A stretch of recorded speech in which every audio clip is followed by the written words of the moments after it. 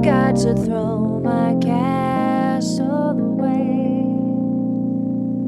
Hi everybody, welcome to Amy Nolte Music. Welcome to my favorite series, and this one is about Stevie Wonder. And as you can see, my favorite Stevie Wonder song is Overjoyed.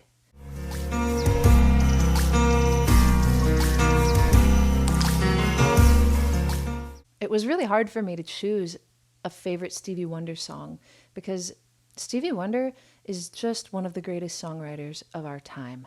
And I was thinking, if I had to make like a top list of Stevie Wonder, like top 10 or something, I don't think I could go less than 50 to name my top Stevie Wonder songs. He's that good. Just one of the best.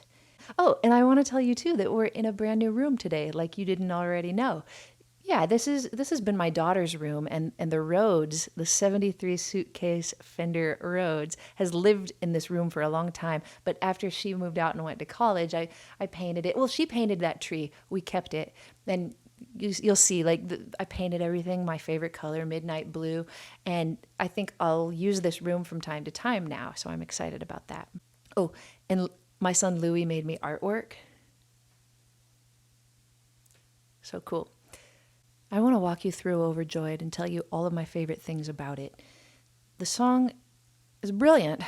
It's in the key of E flat, but he doesn't start in E flat. He starts in D flat in what I'm going to call like the dreamy part of the song. Like maybe this is like a dreamscape that he starts with, and it's an intro and it's an interlude. Goes like that. It's very chromatic in the bass line. D flat to C to B to C to D flat, like that. But in the melody, he uses a common tone, and it's also a common tone to E flat. So it's a B flat. It's this ooh, and it's the 6 of a D flat major chord, but it's the dominant 7 or the flat 7 of the C7 chord. Ooh, and then it's a major 7 of a B major chord. Ooh, and it's just like this beautiful planing. And now he takes us to the dominant, to the B flat chord, to prepare us to go to the key of E flat, where the song is. Do do do, and it's such a nice melody. Do do do do do do do do do. And I think that it's such a strong melody that, I mean, I don't know if you've noticed, but all we're doing here is going 1 6 2 5, right? C minor, F minor, B flat, and that's a pretty common thing to do in all music, whether it's classical or jazz or whatever, pop. And I think that this melody, it's strong enough that if Stevie Wonder would have wanted to, he could have just kept doing the 1 6 2 5 thing, and it still would have been a hit song. I mean, he was writing this song in the heyday of love songs, and this one really stands out, I think. So you can imagine, I'm not going to name any of the other bands that were writing love songs at the time, because it would be kind of an insult, I guess. But you can imagine some other band, right, making a love song and going do do do do do do da da da da da, right, and doing it again, da da da da da da da da da da da. It could have been like, the melody is strong enough that I think that could have still been a hit song. But Stevie Wonder has such great ears, and he has listened to so much good music in his life that his ears took him to another place. And I think that from what I've read about Stevie Wonder and heard about him in interviews, that he's a very melody-driven composer. That's my favorite. So I think that as he got around to this second time on the 1 6 2 5 da da da da da da da da da, I just think that his ears took him to a different place. Ooh, and here comes this first slash chord. Slash chords, they're dang important in writing a good pop song. It's so much more exciting than if he just would have went to an F chord, but he's got an F with an A on the bass. It just kind of feels hopeful or something. And now he's getting into dangerous territory. He's let himself get to a G chord with a B on the bottom, and as a songwriter or try to be a songwriter. I think that at this point, he might have said to himself, uh-oh, Stevie, it looks like I'm going to C major. And C major is a little bit of a step from E flat major. I don't know how I'm going to get back. I probably have to get back, and I wonder how I'm going to get back. I don't know that that's the case. Maybe Stevie Wonder knew exactly how he was going to get back. But if it was me, and my ears took me to this new place of F and then G, and it looks like I'm going to C, I probably would say, all right, let's see what happens. So I kind of think maybe that was the case. I don't know. But he goes right to C. I've gone much too far for you now to say that I...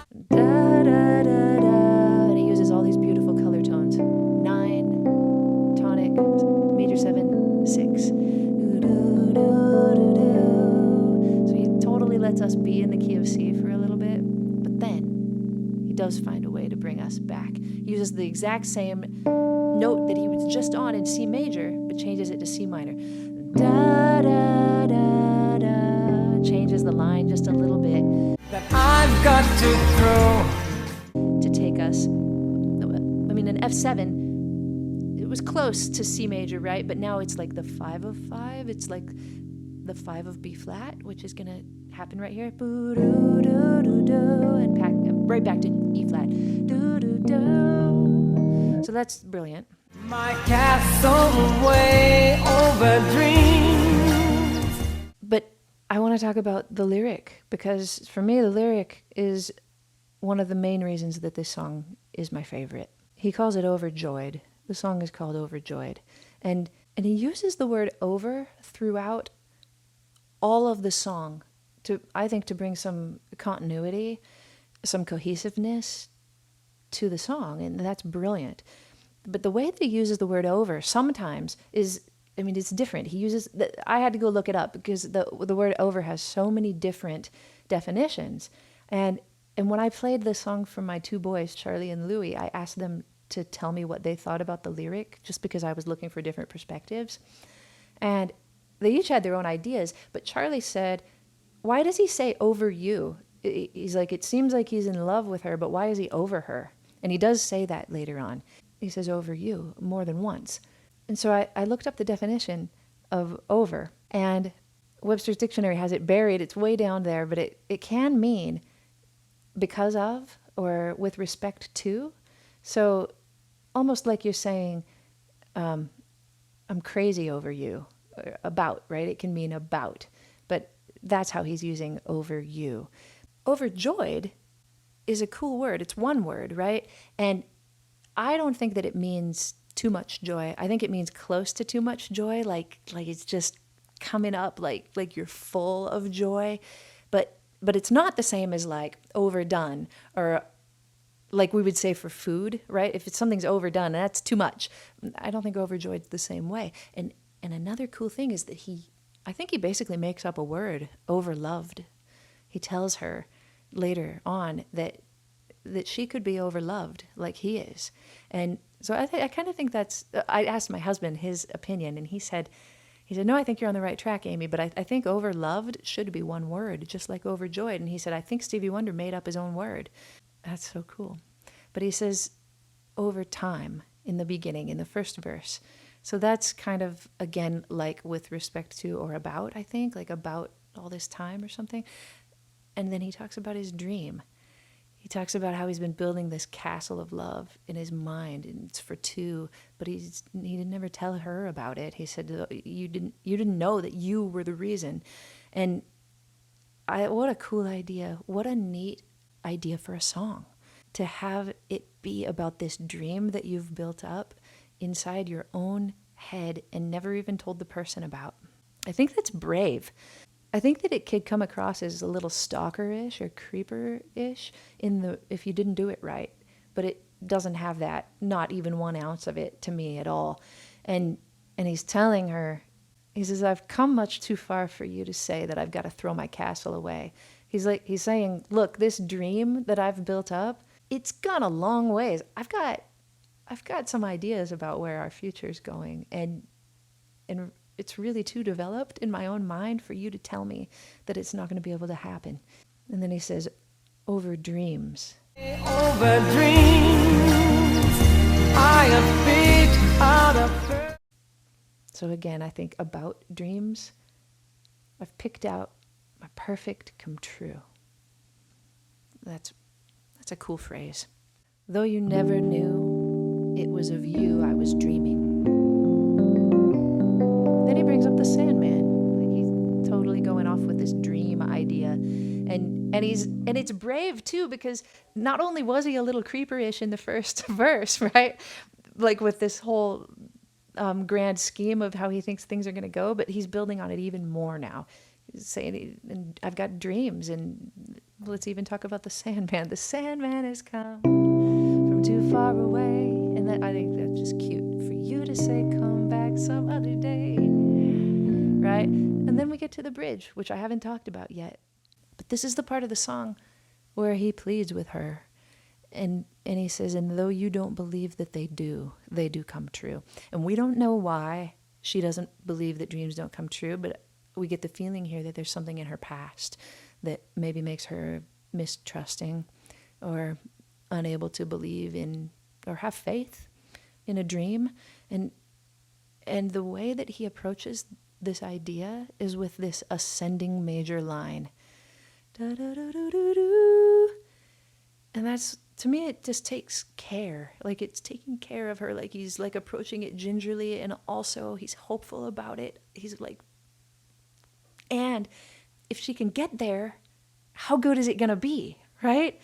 And though you don't believe that they do come true. He's reassuring her, for did my dreams come true when I looked at you? I have a feeling that the melody led him here. Da, da, da, da, da, da, da, da. We've got a descending bass line. This is something, that would be common in pop music. Da, da, da, da. But here again, this is kind of like approaching E flat from the back way, like D flat, like that flat 7, like he did in the intro. Do, do, do, do, do, do. But he doesn't go to a B flat chord like you think he might. Like he could have. Let me see. Like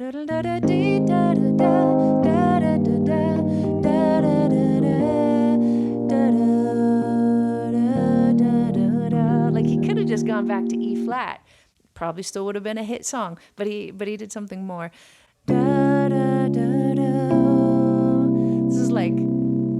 This is like serious to me. Like he's getting serious because he rests for a second and then he pleads again. And maybe too, if you would believe. Oh, he's reaching so hard for her. You too might be. I should talk about the chords a little bit. So he's in a new key. He's gone up a whole step. That's, like I said, ascending, hopeful, asking, believing. There's something higher up here we're trying to get to. It's such great alliteration. But now we're a whole step higher. And maybe too, if you would believe. And now he comes down like we're going to stay in the key of B flat or something. We've got an F with an A on the bottom. You too. But he wants to bring it back to E flat probably. And he can do that by using an A flat chord. Or a B flat with an A flat on the bottom. Might be overjoyed. And this brings us back to the 2 of E flat. And now we're kind of comfortable again on the word overjoyed. Didn't think of that. Overloved, over me. And we're back in this dream trance kind of interlude.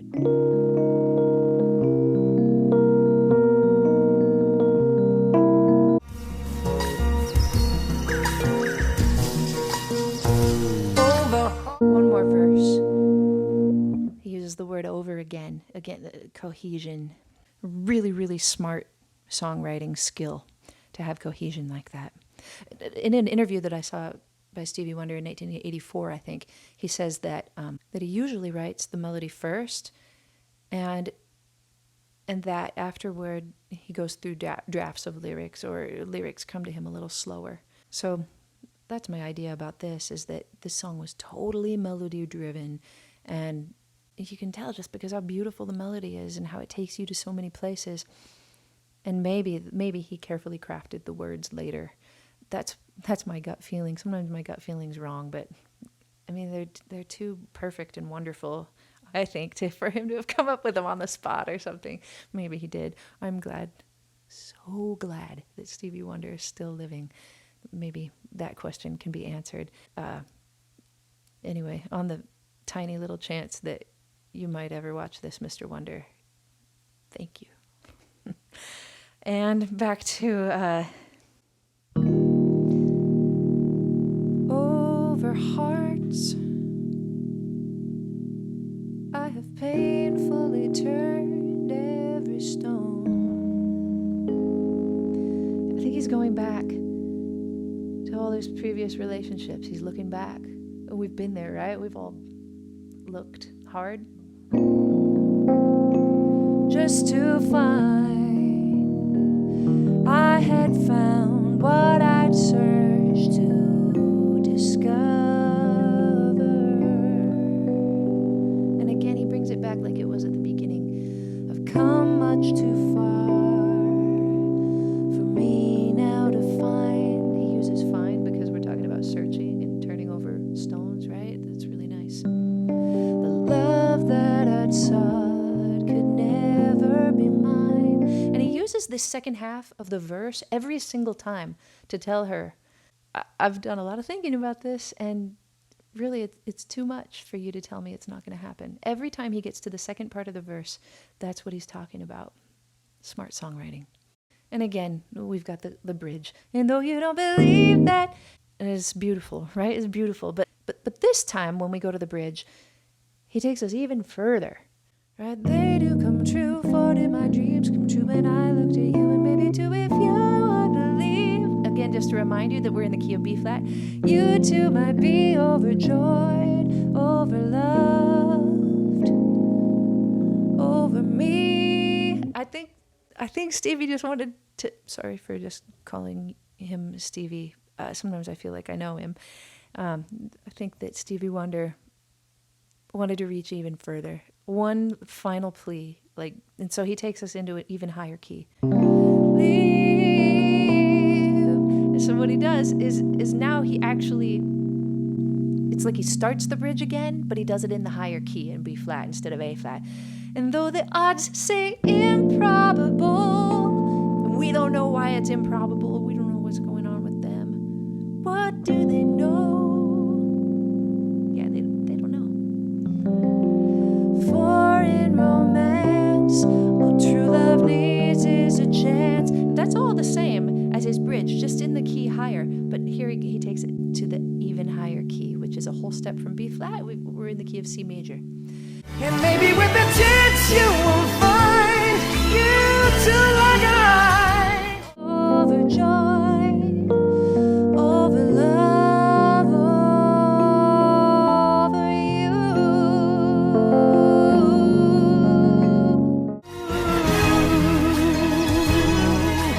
Over you.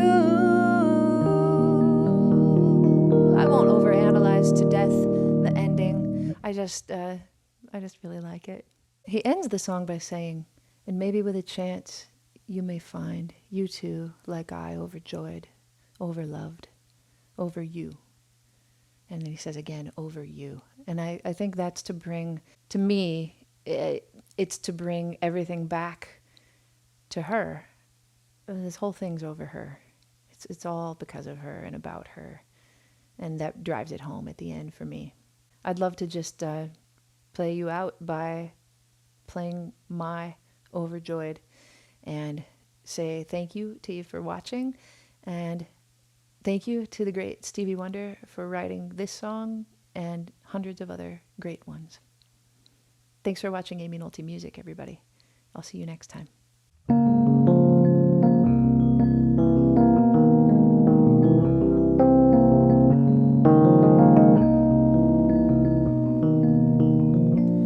Over time, I've been building my castle of love, just for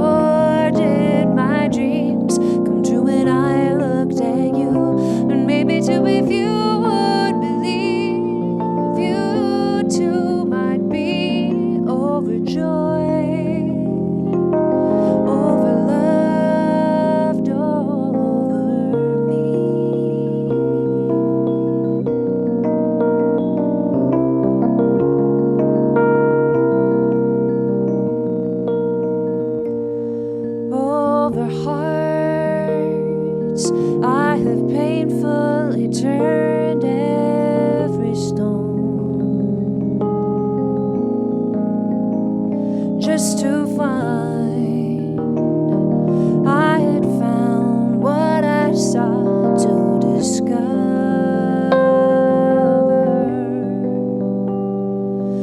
I've come now too far for me now to find the love that I sought can never be mine. And though you don't believe that they do come true. Or did my dreams come true when I looked at you? And maybe too, if you too believe you too might be overjoyed over love, over me. And though the odds seem improbable, what do they know? For in romance, all true love needs is a chance. And maybe with a chance you